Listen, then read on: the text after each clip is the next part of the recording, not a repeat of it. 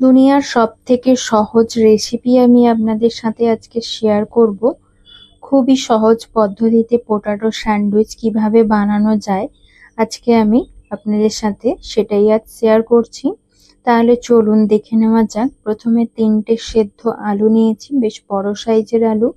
আর নিয়েছি 2টো মিডিয়াম সাইজের পেঁয়াজ কুচি, ঠিক এরকম ছোট ছোট করে কুচিয়ে নিয়েছি। আর নিয়েছি বেশ কিছুটা পরিমাণ ধনিয়া পাতা কুচি ও কাঁচা লঙ্কা কুচি। এখন আলুগুলোকে ভালোভাবে একটি ম্যাশারের সাহায্যে ম্যাশ করে নেব। দেখুন ঠিক এভাবেই আমি আলুগুলোকে ম্যাশ করে নিচ্ছি, তাহলে খুব ভালো মতো আলুগুলো ম্যাশ হয়ে যাবে, দলা পাকিয়ে থাকবে না। আর এই পর্যায়ে দেখুন আলু তো খুব ভালো মতো ম্যাশ হয়ে গেছে। এখন আলুর ম্যারিনেশনটা তৈরি করে নেব। তার জন্য এখন আলুতে দিয়ে দেব পরিমাণ মতো পেঁয়াজ কুচি, যেটা আমি আগেই কুচিয়ে রেখেছিলাম। সেই সঙ্গে এখানে অ্যাড করব ধনিয়া পাতা কুচি ও কাঁচা লঙ্কা কুচি। আর গুঁড়ো মশলার মধ্যে লাগছে 1 চামচের মতো লবণ। এখানে অ্যাড করে দিলাম 1 চামচ লবণ, 1/4 টেবিল স্পুন সমস্ত ভাজা মশলাগুলো দেব, যেমন লাল লঙ্কার গুঁড়ো, জিরের গুঁড়ো, ধনিয়া গুঁড়ো, আর সেই সঙ্গে এখানে গরম মশলার গুঁড়ো, সেই সঙ্গে চাট মশলার গুঁড়ো। এবার হাতের সাহায্যে ভালোভাবে সমস্ত কিছু মেখে নেব। আর এই পর্যায়ে দেখুন আমি এখন বেশ ভালো মতো করে আলুর মশলাটা তৈরি করে নিচ্ছি। আর ঠিক এই প্রসেসে আপনারাও একবার আলু স্যান্ডউইচ বানিয়ে দেখুন, খুবই টেস্টি হবে এবং খুব সহজে বানিয়ে নিতে পারবেন। এখন আলুর মশলা মাখানোটা তো কমপ্লিট হয়ে গেছে, তবে আরো একটি ইনগ্রেডিয়েন্টস বাকি রয়েছে, যেটা আমি সব শেষে দিয়ে দেখাবো আপনাদেরকে। দেখুন এখন আলুর মশলাটা মেখে 5 মিনিটের জন্য রেস্টে রেখেই তারপরে দিয়ে দিলাম 1 চামচ কাঁচা সর্ষের তেল। এই তেলটা দিলে এর ফ্লেভারটাও কিন্তু খুবই ভালো হবে আর আলুটা বেশ স্মুথ হবে।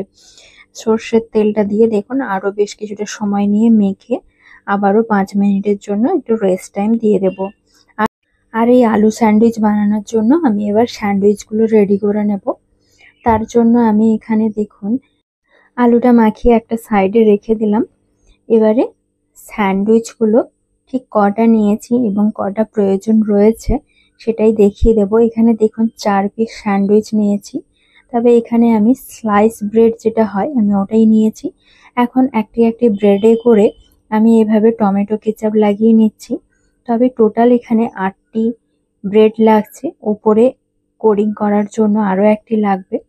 সসটা দিয়ে দেওয়ার পরে এখানে মাখিয়ে রাখা আলুটাও দিয়ে দিচ্ছি বেশ ভালোভাবে, 4টে কোণ বরাবর, একদম যেন চৌকোভাবে স্যান্ডউইচের আলুগুলো ঠিক মতো ভাবে লেগে যায়, ঠিক সেভাবেই আমি তৈরি করছি। দেখুন এই পর্যায়ে আলুটা তো দেওয়া হয়ে গেছে, এখন আর একটি ব্রেডে সস লাগিয়ে নেব। এখানে আমি মোরের টমেটো কেচাপ ইউজ করেছি, আপনারা চাইলে যে কোনো ব্র্যান্ডের টমেটো কেচাপ ইউজ করতেই পারেন। সসটা লাগিয়ে নিয়ে ওপর থেকে এভাবে দেখুন চাপিয়ে দেব, তাহলেই এখানে একটি আলু স্যান্ডউইচ পুরোপুরিভাবে তৈরি হয়ে গেল। আর এই আলু স্যান্ডউইচের রেসিপি কিন্তু খুবই সোজা, যে কেউ বানিয়ে নিতে পারবে। যারা একেবারে রান্না জানে না তারাও কিন্তু খুব সহজে বানিয়ে এই স্ন্যাক্সগুলো যে কোনো সময়, গেস্ট হোক বা কিংবা মর্নিং বা ইভিনিং স্ন্যাক্সে এই স্যান্ডউইচগুলো তৈরি করতে পারে। ঠিক একই রকম ভাবেই আমি দেখুন 4টে আলু স্যান্ডউইচ তৈরি করে নিয়েছি। এখন এগুলো ভেজে নেব। তার জন্য গ্যাস জ্বালিয়ে একটি তাওয়া বসিয়ে দিয়েছি।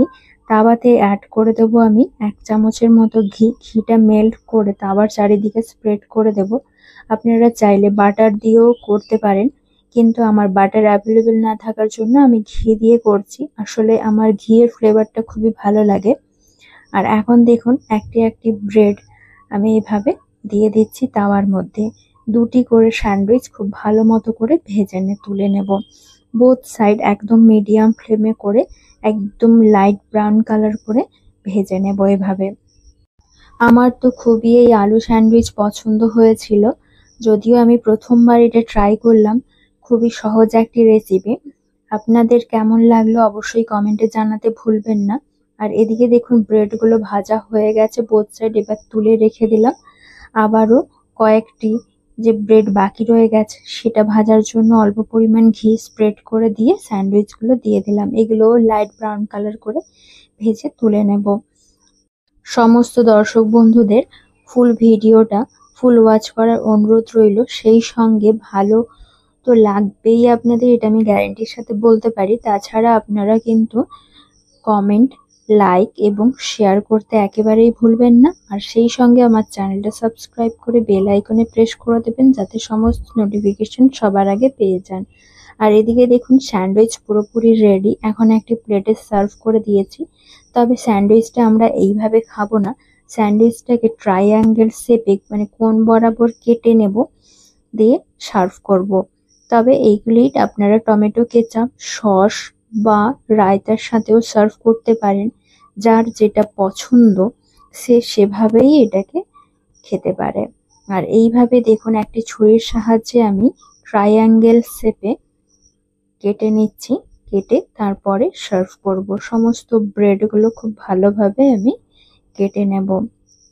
আর দেখুন মাঝে এই যে আলুর পুরটা দিয়েছিলাম, দেখতে কতটা সুন্দর লাগছে আর খেতেও কিন্তু বেশ মজাদার হয়েছিল। ঠিক এরকম ভাবেই বাচ্চাদেরকেও টিফিন বক্সে স্কুলের জন্য দিতেই পারেন। সেক্ষেত্রে কাঁচা লঙ্কা বা গুঁড়ো লঙ্কাটাকে অ্যাভয়েড করে যাবেন। দেখুন স্যান্ডউইচগুলো কেটে আমি বিভিন্ন ধরনের স্টাইল করে একটু গার্নিশ করলাম। এখানে আমি টমেটো কেচাপ আর চিলি সস দিয়েই সার্ভ করেছি। তাহলে বন্ধুরা আপনারাও একবার অবশ্যই এভাবে একবার ট্রাই করে দেখুন, খুবই ভালো লাগবে। আজ এই পর্যন্ত, ফিরছি নতুন রেসিপি নিয়ে।